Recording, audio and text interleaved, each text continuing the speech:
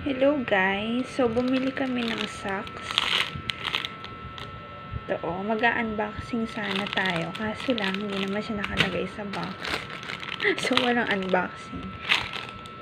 Yan. Tsaka yung tita na bumili nito is tinanggal na sa lalagyan. So tsaka hindi nga siya nakabox guys. So hindi natin ma-unboxing. So this one is for sashimi. Our girl si Chu. Yan. Kaya pink siya. Yan. Cutie.